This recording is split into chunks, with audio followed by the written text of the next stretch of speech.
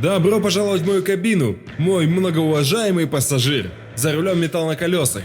Спасибо всем, кто поддерживает меня лайком. Именно благодаря вам мы двигаемся дальше и смотрим, что есть интересного в мире авто. Все пристегнулись? Газпол, поехали!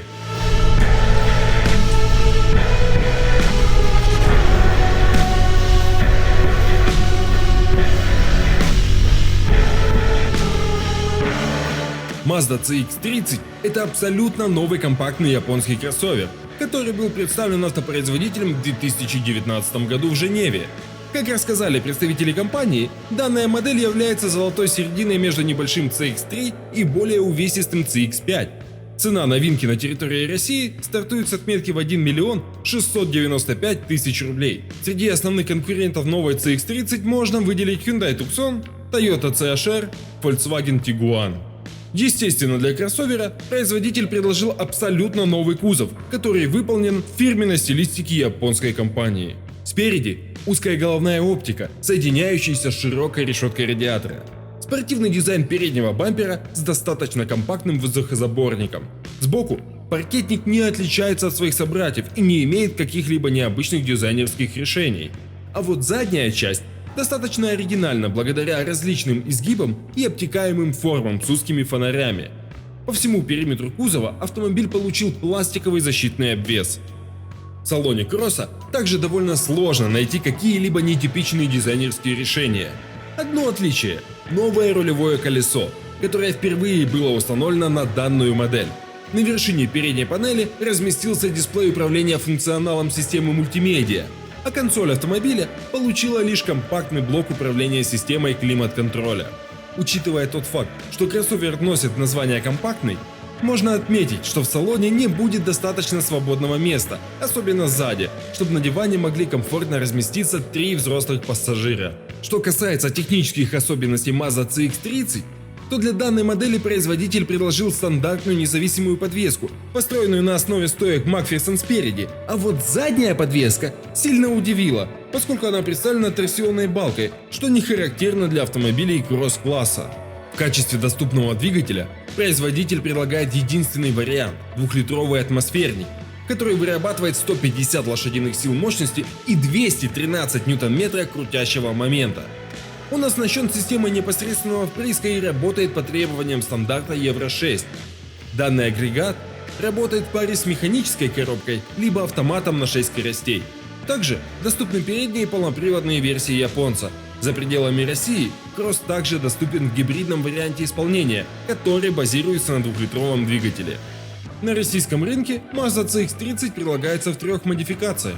Drive – это базовая версия японского паркетника, цена на которую составляет 1 миллион 695 тысяч рублей, и предлагается такое стандартное оборудование, как электроусилитель для рулевого колеса. Вся оптика кроссовера содержит светодиодные матрицы, передние фары со встроенным омывателем, датчики дождя и света, электроуправление боковыми зеркалами, заднее стекло с системой обогрева и очистителем, мультируль с регулировкой положений в разных плоскостях, датчик определения температуры за бортом, дисплей бортового компьютера, старт мотора с кнопки, обвивка кресел салона из ткани, подлокотники между креслами, центральный замок, полный пакет электростеклоподъемников, передние и боковые подушки безопасности, а также защита колен, круиз-контроль, набор электронных ассистентов, включающих антиблокировку колес, распределение усилий при торможении, антибукс, ассистент при начале движения на подъеме, система контроля за уровнем давления в колесах, кондиционер, аудиосистема и 8 динамиков, дисплей на 8,8 дюйма, шторка для багажного отсека. Следующая по доступности модификация носит название Active, а цена ее составляет около 2 миллионов рублей. Для нее предусмотрены такие возможности: литые диски колес на 18 дюймов, боковые зеркала с подогревом, мультируль в кожаной оплетке, передние кресла с подогревом, двухзонный климат-контроль. А топовая комплектация Supreme, цена которой 2 миллиона 218 тысяч рублей, включает в себя возможность переключения передач трансмиссии вручную, заводская тонировка, передние кресла с поясничной опорой, опционально доступен заказ салона, отделанного кожей, водительское кресло с электрорегулировкой положений, которое автомобиль запоминает, бесключевой доступ в салон, парковочные датчики спереди и сзади, премиальная аудиосистема Bose, камера заднего вида. Опционально возможно оснащение кроссовера массой дополнительных сервисов и ассистентов. Цены на перечисленные комплектации представлены на вашем экране.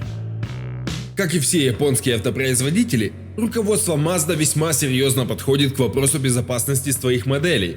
Разработчик старается по максимуму обеспечить кроссовер электронными ассистентами, которые помогут избежать аварии на дороге в случае возникновения неблагоприятной обстановки. Подтверждением того, что Mazda CX-30 является одним из наиболее безопасных автомобилей в своем классе, служит результат краш-теста, который был проведен для вновь выпущенной модели в 2019 году по методике Euro NCAP. Результат тестирования – максимальное количество звезд за безопасность. Управляемость является одной из сильнейших характеристик, которые присущи кроссоверу.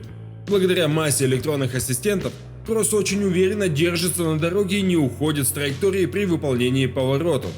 Кроме того, версии с полным приводом имеют еще более четкую устойчивость. В целом, Mazda CX-30 демонстрирует более качественную управляемость, чем старший CX-5. Дорожный просвет 180 мм, а также возможность приобретения паркетников в полноприводном исполнении позволяют говорить, что Mazda CX-30 способна преодолевать легкое бездорожье с препятствиями и ухабами, но вот говорить о полноценных внедорожных возможностях кросса не приходится. Поскольку японский автомобиль является новичком рынка, однозначно судить о его преимуществах и недостатках еще рано. В то же время, исходя из понимания его общих возможностей, можно сделать определенные выводы. Кросс обладает отличным уровнем безопасности, являясь городским автомобилем, комплектуется полным приводом, что позволяет рассчитывать на езду в условиях легкого бездорожья. Автомобиль обладает стильной и современной внешностью. Список недостатков японского паркетника представлен таким перечнем. Достаточно высокая стоимость обслуживания, не самая лучшая динамика.